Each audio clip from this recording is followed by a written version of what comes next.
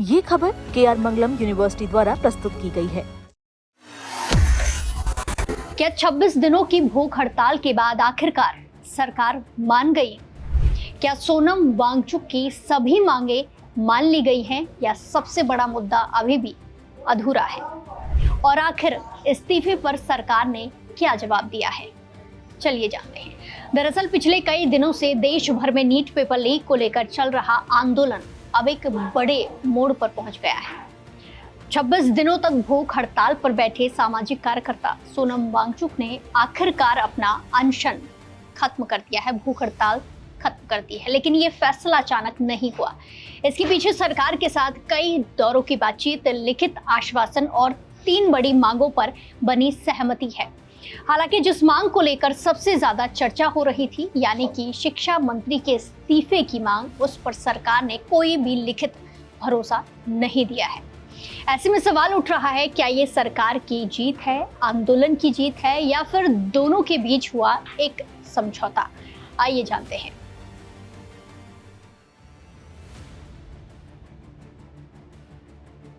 दरअसल बीती रात 12:30 बजे केंद्रीय स्वास्थ्य मंत्री जेपी नड्डा और केंद्रीय मंत्री जितेंद्र सिंह गुरुग्राम के मेदांता अस्पताल पहुंचते हैं, जहां सोनम वांगचुक भर्ती थे। लंबी बातचीत के बाद दोनों नेताओं ने उन्हें लिखित आश्वासन सौंपा है। इसके बाद जेपी नड्डा ने उन्हें जूस पिलाकर उनका 26 दिन लंबा अनशन तोड़वाया। इसके बाद सोनम वांगचुक ने सोशल मीडिया प्लेटफॉर्म एक्स पर एक वीडियो जारी कर बताया कि सरकार ने उन्हें सिर्फ मौखिक नहीं बल्कि लिखित भरोसा दिया है। उन्होंने कहा कि उन्हें भरोसा चाहिए था और सरकार चाहती थी कि वो लिखित सहमति के बाद ही अनशन को खत्म करें। इसी वजह से बातचीत में 2 दिन और लगे। अब बात करते हैं उन 3 मांगों की जिन पर सरकार ने सहमति जताई है। पहली, प्रदर्शनकारी छात्रों पर कोई एक्शन नहीं होगा। मृत छात्रों के परिवारों को मुआवजा मिलेगा, ये दूसरी है। और तीसरी, शिक्षा और परीक्षा प्रणाली पर संसद में चर्चा होगी। तो चलिए अब इन्हें विस्तार से समझते हैं। तो देखा जाए तो सबसे पहली मांग उन छात्रों और युवाओं से जुड़ी हुई थी जिन्होंने जंतर मंतर पर शांतिपूर्ण प्रदर्शन किया या 20 जुलाई को संसद चलो मार्च में हिस्सा लिया। सरकार ने लिखित आश्वासन दिया है कि जंतर मंतर पर शांतिपूर्ण प्रदर्शन करने वाले छात्रों और युवाओं तथा 20 जुलाई को आयोजित संसद चलो मार्च में शामिल लोगों के खिलाफ कोई एफआईआर, कानूनी कार्रवाई या अन्य दंडात्मक कदम नहीं उठाया जाएगा। तो पहली मांग के तहत सरकार ने लिखित रूप से भरोसा दिया है कि इन छात्रों और युवाओं के खिलाफ कोई भी एफआईआर दर्ज नहीं होगी, कोई कानूनी कार्रवाई नहीं होगी और इसी के साथ किसी तरीके की दंडात्मक कार्रवाई भी नहीं की जाएगी। यानी आंदोलन में शामिल छात्रों को राहत मिलने जा रही है। दूसरी मांग उन परिवारों के लिए थी जिनके बच्चों की कथित तौर पर नीट पेपर लीक विवाद के दौरान मौत हुई। सोनम वांगचुक का कहना है कि ऐसे 20 से ज्यादा छात्रों के परिवारों को उचित मुआवजा दिया जाए। सरकार ने इस मांग पर भी लिखित सहमति दी है। तीसरी और सबसे महत्वपूर्ण मांग शिक्षा व्यवस्था में सुधार को लेकर थी।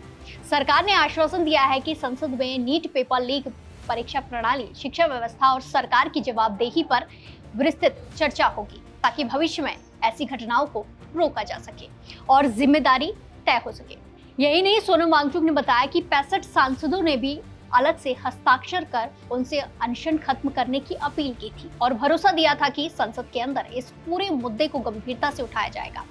लेकिन अब बात उस मुद्दे की करते हैं जिस पर इंतजार हर कोई कर रहा था। क्या शिक्षा मंत्री इस्तीफा देंगे? इस सवाल पर सोनम वांगचुक ने साफ कहा है कि सरकार की तरफ से उन्हें इस बारे में कोई लिखित या मौखिक आश्वासन नहीं मिला है। उन्होंने कहा कि सरकार ये भरोसा नहीं दे पाई कि शिक्षा मंत्री इस्तीफा देंगे या फिर नहीं। वांगचुक ने कहा कि उनके सामने 2 रास्ते थे। पहला, वो कई और दिनों तक भूख हड़ताल जारी रखते जिससे उनकी जान को खतरा हो सकता था। दूसरा, उन 3 मांगों को प्राथमिकता देते जिनसे सीधे छात्रों और उनके परिवारों को राहत मिल रही थी। उन्होंने दूसरा रास्ता चुना। हालांकि उन्होंने ये भी कहा कि अगर धर्मेंद्र प्रधान इस्तीफा नहीं देते हैं तो इससे नुकसान छात्रों का नहीं होगा बल्कि सरकार का होगा। उनका मानना है कि इस्तीफा पहले ही हो जाना चाहिए था ताकि पूरे विवाद की राजनीतिक और नैतिक जिम्मेदारी तय की जाती। वांगचुक ने कहा कि उनके लिए सबसे जरूरी बात यही थी कि बच्चों और मृतकों के परिवारों को मुआवजा मिले। हमने ये हासिल कर लिया है, मैं इस बात से खुश हूँ। भारत के लोकतंत्र के सबसे बड़े मंदिर यानी कि संसद में इस मुद्दे और जवाबदेही पर पूरी बहस होगी।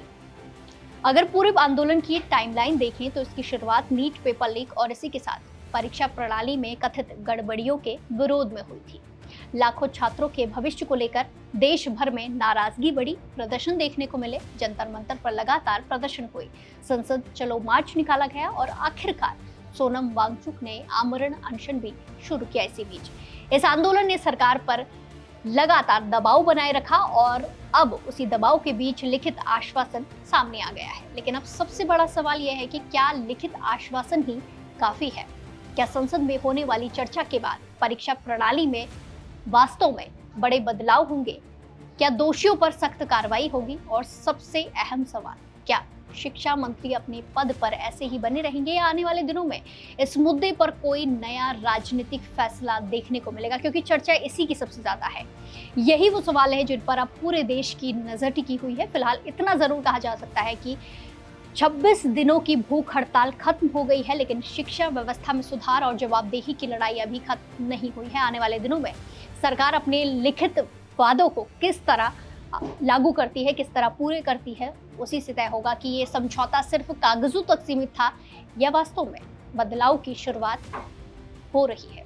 आपको क्या लगता है, क्या सरकार ने पर्याप्त कदम उठाए हैं या फिर शिक्षा मंत्री के इस्तीफे तक आंदोलन जारी रहना ही चाहिए? अपनी राय कमेंट्स में जरूर दें और बाकी देश और दुनिया की तमाम बड़ी अपडेट्स के लिए जुड़े रहिए दैनिक जागरण के साथ। नमस्कार।